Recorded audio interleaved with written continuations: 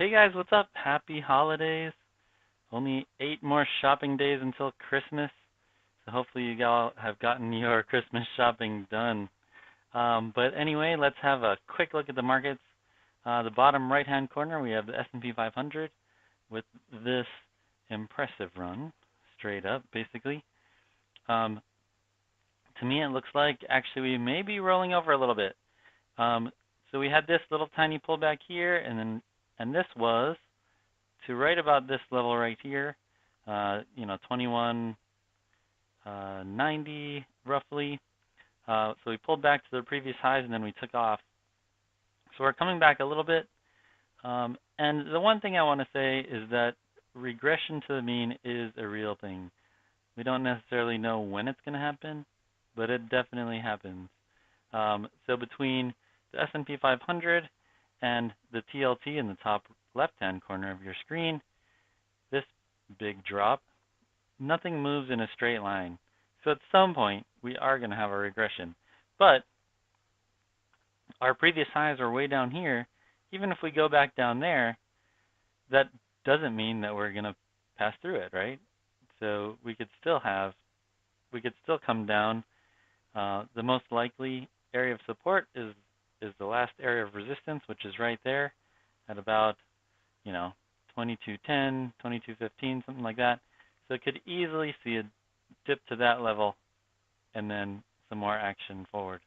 But it looks like we may be having at least a little bit of a pullback here. And I heard something really interesting today, that pension plans have to do rebalancing every quarter at least, right?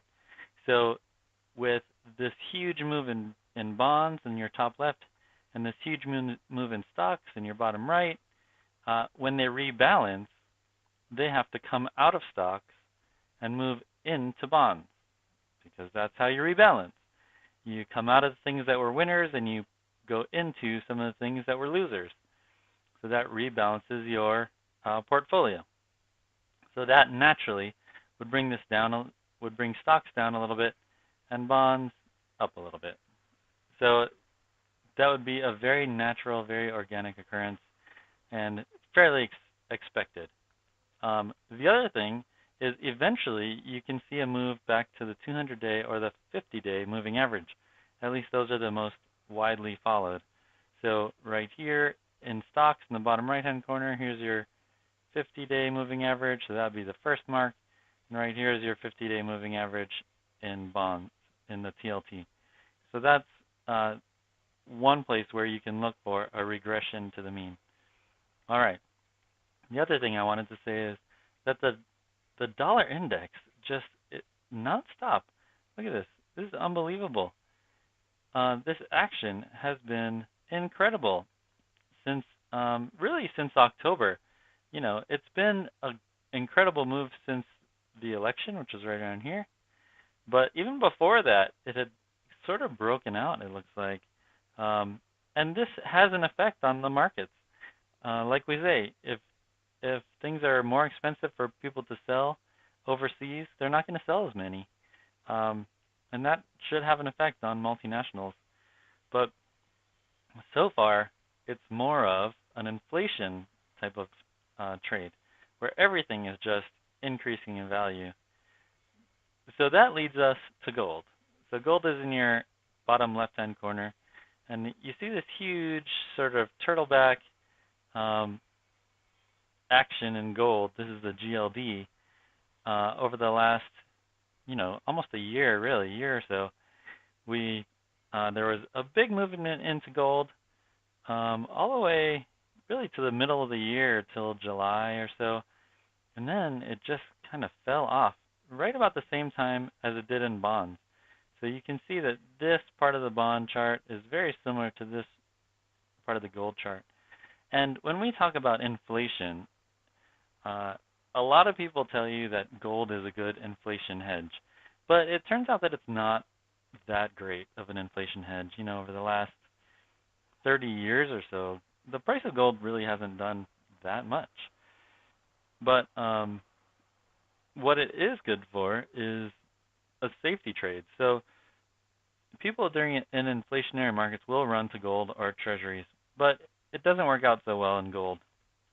It works out all right in treasuries, but mainly because yields rise along with uh, inflation. So, but with gold, uh, this upward action right here was primarily a safety trade. A lot of people were talking about recessions. There was there was an earnings recession, and when people thought that that was ending, then you saw gold kind of taper off. So I wouldn't necessarily start to buy gold as an inflation hedge, um, and I just wanted to point that out to you. If you look at gold on a longer term level, let's see, let's even go to 10 years on a weekly chart. The GLD, look where it was. Oops, sorry about that. Zoom back out. Way back here in 2011, it was all the way up at 185. This is when the price of gold was around 1900, and then it's been dropping ever since then. It's really been falling pretty significantly. Um, so this move, this little bump right here that we just experienced, may be forming a bottom. So if it hits back to 100, that might be a decent time to buy it, because that's generally what you see, right? You see a movement down, you see a bump, and then you make this double bottom before you start to move up. So not that it will definitely move up.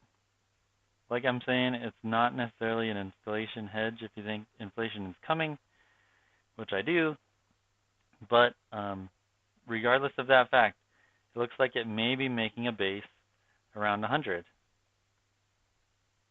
I'll show you that one more time. Here's the low right here. Right here's the low, $100.23 on GLD. So that's about the point where you're probably going to see some very significant support. You might even see a little bit around here, 105 or so, but really significant support around the 100 level. So that's what I'm looking at. All right. Well, everybody have a fantastic weekend.